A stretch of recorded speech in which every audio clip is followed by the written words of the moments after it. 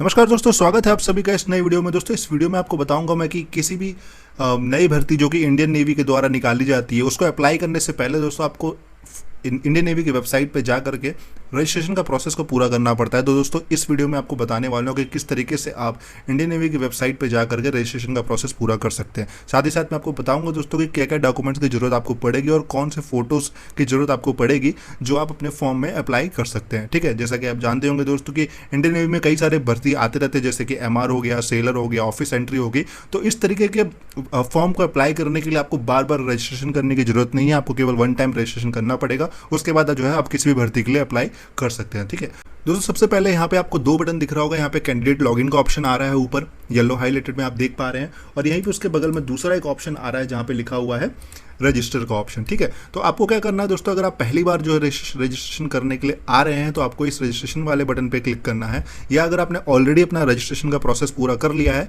तो आपको ये कैंडिडेट लॉगिन वाले बटन पे क्लिक करना होगा अपने फॉर्म को अप्लाई करने के लिए। ठीक है दोस्तों, जैसे ही आप रजिस्ट्रेशन पे क्लिक करेंगे तो ये नया स्क्रीन आपके सामने आएगा जहाँ पे आपसे कहेगा कि आपको रजिस्टर विद आधार कार्ड से करना है या रजिस्टर विदाउट आधार पे करना है। तो आप जिससे भी तरीके से चाहें आप कर सकते हैं। मैं रजिस्टर विदाउट आधार पे कर रहा हूँ। तो यहाँ पे मुझसे पूछ रहा है कि आप आधार के अगर नहीं दे सकते तो कौन सी और आईडी प्रूफ आप देना चाहते हैं। तो आप यहाँ पे कोई भी आईडी प्रूफ दे सकते हैं, जैसे वोटर आईडी हो गया, ड्राइविंग लाइसेंस हो गया, पैन कार्ड हो गया, 10th या 12th का पासिंग मार्कशीट हो गया, पासपोर्ट हो गया। ठीक है, तो आप इनमें से कोई भी आईडी प्रूफ जो है यहाँ पे प्रोवाइड कर सकते हैं। तो आपको यहाँ पे आईडी प्रूफ देना पड़ेगा। साथ ही साथ जो है आपको अपना आईडी प्रूफ का यहाँ पे नंबर लिखना पड़ेगा।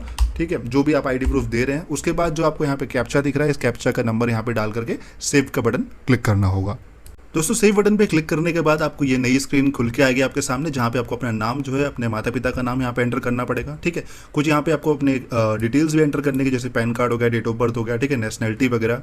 ठीक है, ये सब आपको यहाँ पे एंटर करना पड़ेगा। और साथ साथ आपको अपना आइडेंटिफिकेशन मार्क भी यहाँ पे देना पड़ेगा। ठीक है, तो आइए इस डिटेल को पहले फिल कर लेते हैं।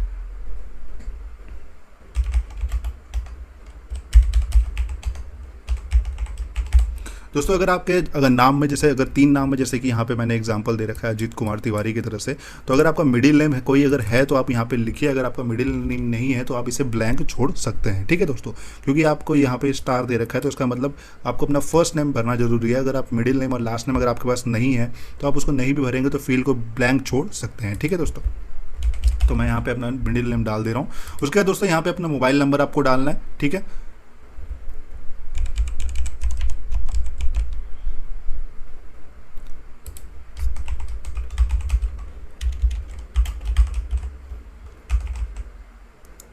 उसके बाद दोस्तों अपने गार्जियंस का नाम यहाँ पे लिखना है। ठीक है, यहाँ पे फादर या फिर मदर का नाम, जो दोनों में से किसी का भी नाम आप लिख सकते हैं। गार्जियन का नेम दोस्तों यहाँ पे अगर आप सेम है तो आप सेम ही यहाँ पे लिख सकते हैं। ठीक है, पैन कार्ड आपको डिटेल्स यहाँ पे दोस्तों लिखना पड़ेगा। तो आपको जो पैन कार्ड की डिटेल्स है वो हमें आपको फिल करनी पड़ेगी। पैन कार्ड डिटेल्स दोस्तों यहाँ पे आप जैसे ही लिख देंगे, इसके बाद आपको यहाँ पे डेट ऑफ बर्थ सेलेक्ट करना है। ठीक है, तो अपना डेट ऑफ बर्थ यहाँ पे आप पिक कर सकते हैं। फिर दोस्तों उसके बाद आपको अपनी नेशनलिटी सेलेक्ट करनी है। तो आप नेशनलिटी में अपने इंडियन से यहाँ पे डाल दिए। डोमोसाइल दोस्तों जहाँ से आप हैं, आप जो वहाँ का डोमोसाइल यहाँ पे डाल दीजिए। जैसे मैं उत्तर प्रदेश लिख दे रहा हूँ। जेंडर आप अपना मेल कर लीजिए। मार्जिनल स्टेटस अगर आप मैरिड है तो मैरिड, नहीं तो सिंगल है सिंगल। आइडेंटिफिकेशन दोस्तों मार्क में अगर आपको जैसा कि कोई तिल वगैरह है आपके चेहरे पे या कोई कट मार्क है तो आप वहाँ पे लिख सकते हैं। जैसे कि यहाँ पे मैंने लिख दे रहा हूँ कि अमोल।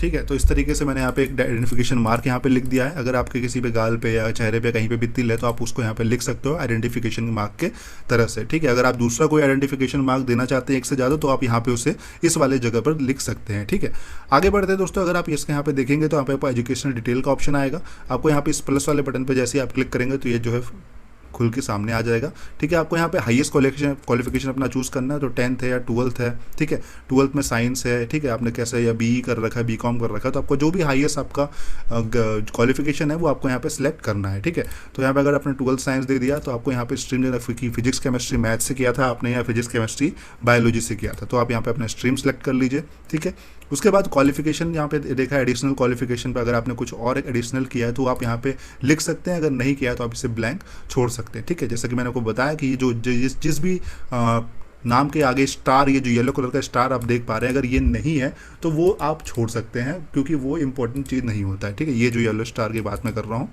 अगर ये आपको दिख रहा है तो आप इसको क्या बोलते हैं फॉर्म भरिए। नहीं दिख रहा है तो आप उसे छोड़ सकते हैं। ठीक है, उसके बाद दोस्तों आपको यहाँ पे दिख रहा होगा, यहाँ पे अकाउंट डिटेल्स का ऑप्शन आ रहा है। अकाउंट डिटेल्स के ऑप्शन में आपको करना क्या है, यहाँ पे आपसे ईमेल आईडी, पासवर्ड और आपका जो है दूसरा कंफर्म करने के लिए पासवर्ड बोल रहा है। तो आप अपना ईमेल आईडी यहाँ पे दे दीजिए, ठीक है, ताकि आपके पास जो है जिस ईमेल पे आप चाहते हैं कि सारी डिटेल्स आपको मिले वो आपको यहाँ पे अपना ईमेल आईडी मेंशन करना है। यहाँ पे आप पासवर्ड दे दीजिए, यहाँ पे वही पासवर्ड कंफर्म कर दीजिए। उसके बाद यहाँ पे दोस्तों कैप्चा जो दिख रहा है आप उस कैप्चा को यहाँ पे एंटर करना होगा।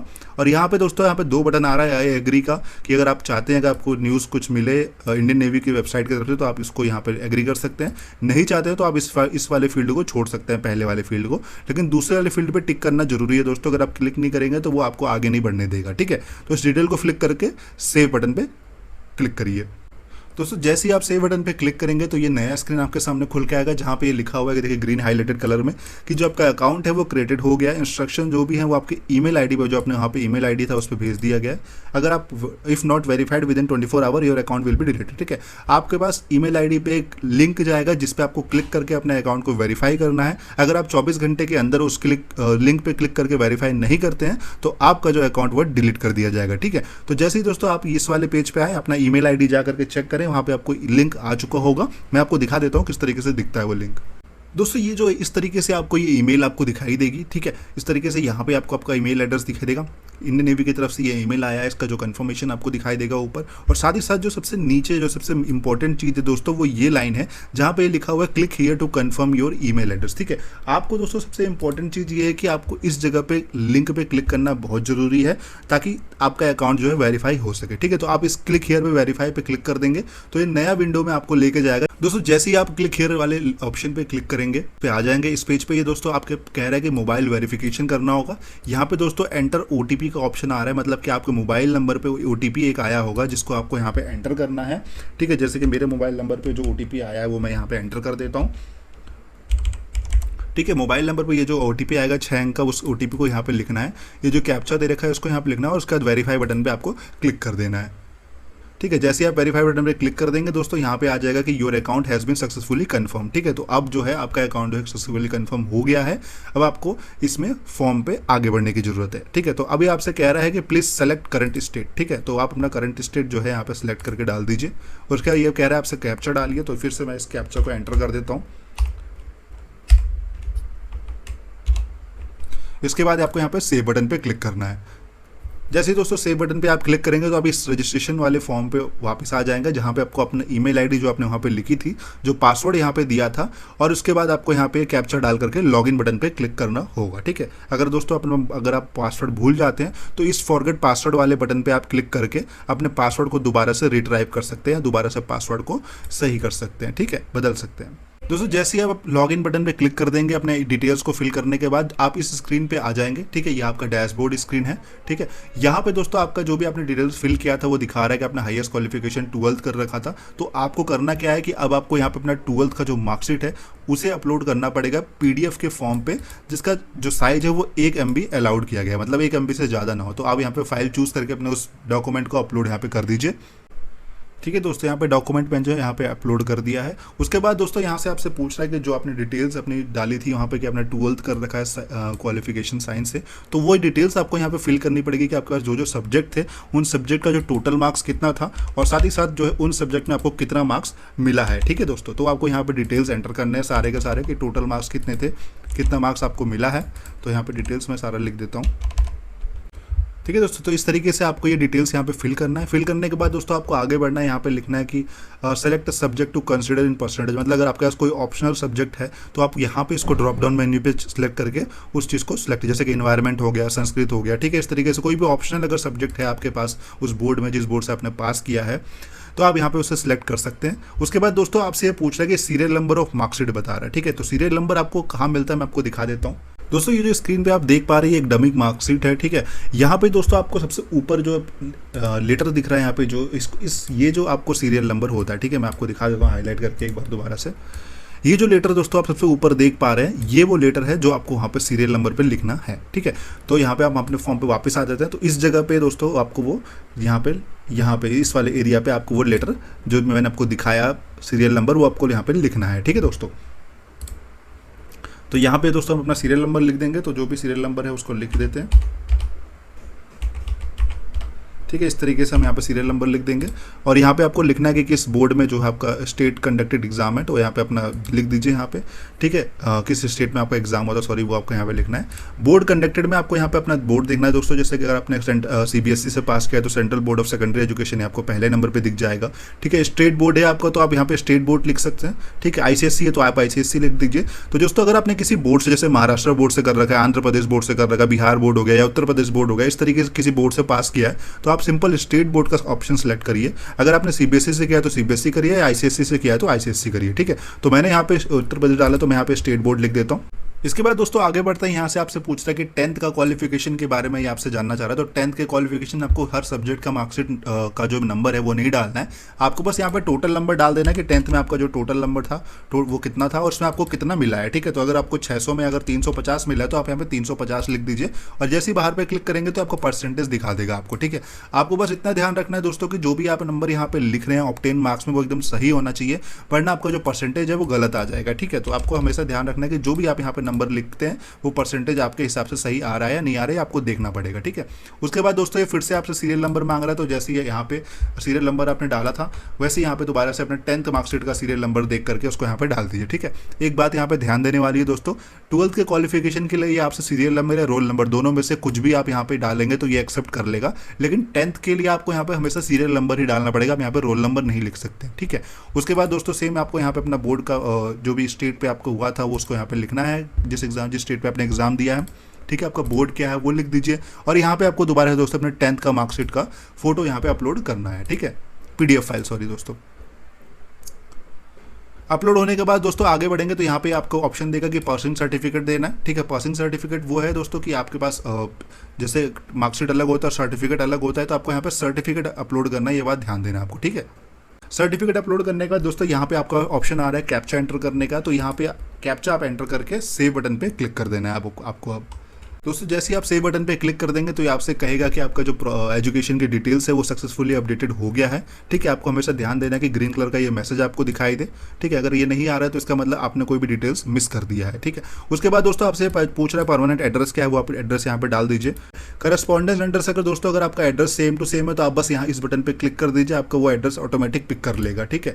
जैसे ही मैंने यहाँ पे क्लिक किया तो उसने एड्रेस ऑटोमेटिक पिक कर लिया, ठीक है। अब आती है दोस्तों डॉक्यूमेंट्स की बात। डॉक्यूमेंट्स में दोस्तों आपको पासपोर्ट साइज फोटो जो है अपलोड करना है, किस फॉर्म में, केवल JPG और PNG के फॉर्म पे आप फोटो को अपलोड कर सकते हो और मैक्सिमम साइज जो है वो 100 KB तक अलाउड है, ठीक है।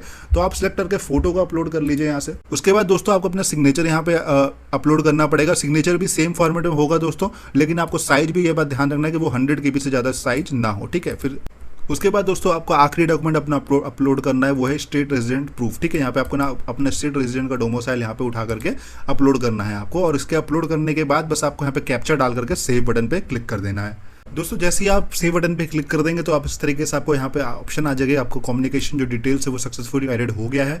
यहाँ पे आपको अपना डिटेल्स ऑप्शन आ रहा होगा, अगर आप चेंज पासवर्ड करना चाहते हैं या किसी भी चीज़ को अगर आप एडिट करना चाहते हैं वो यहाँ पे आप जा करके एडिट कर सकते हैं, ठीक है। तो इस तरीके से तक पर रजिस्ट्रेशन का प्रोसेस जो है वो पूरा कंप्लीट हो गया है। अगर आपको ये देखना है दोस्तों कहीं पर कोई भर्ती आई या नहीं आई, तो आपको करना क्या है कि करंट अपॉर्चुनिटीज़ जो ऑप्शन आ रही है इस बटन पर क्लिक करना है आपको, ठीक है। कहाँ पर क्लिक करना है दोस्तों, करंट अपॉर्चुनिटीज़, दिखा देता हूँ आपको, ये जो मैंने रेड हाईलाइट कर रखा है आपको इस बटन पे क्लिक करना है और यहाँ पे जो भी वैकेंसीज आई होंगी वो दोस्तों यहाँ पे आपको दिख जाएगी, ठीक है। बस आपको यहाँ पे करंट अपॉर्चुनिटीज़ पे क्लिक करके अपने फॉर्म को चेक करना है, ठीक है। आप अपना एप्लीकेशन स्टेटस देखना चाहते हो तो आप अपने एप्लीकेशन स्टेटस पे क्लिक करिए और उसके बाद दोस्तों अपना एप्लीकेशन स्टेटस भी आप चेक कर सकते हैं, ठीक है। मतलब वो स्टेटस जो आपने अगर कोई ऑलरेडी फॉर्म भरा है और उसके बाद अगर आपको अपना स्टेटस देखना है तो वो यहाँ पे आपको दिख जाएगा, ठीक है। अभी मैंने देखिए यहाँ पे कोई फॉर्म नहीं भरा है तो ये मुझे नो रिजल्ट फाउंड दिखा रहा है। अगर मैं कोई फॉर्म भर दूंगा तो यहाँ पे मुझे इसका स्टेटस दिखाई देगा कि वो सबमिटेड हो गया है नहीं हुआ है, ठीक है। आपको अपना प्रोफाइल देखना है तो यूजर प्रोफाइल पे क्लिक करके अपना प्रोफाइल की डिटेल्स जो है आप देख सकते हैं, ठीक है। एडिट करना होगा दोस्तों आप अपने एडिट भी कर सकते हैं उस सारे के सारे प्रोफाइल को माई डैशबोर्ड वाले बटन पे क्लिक करके। मैं दोबारा दिखा देता हूं दोस्तों, ये जो ऊपर माई डैशबोर्ड का ऑप्शन आ रहा है इस बटन पे क्लिक करके आप अपने कोई भी प्रोफाइल डिटेल्स को एडिट भी कर सकते हैं, ठीक है। तो दोस्तों इस वीडियो में बस इतना ही, मिलते हैं आपसे अगले वीडियो में, तब तक के लिए नमस्कार।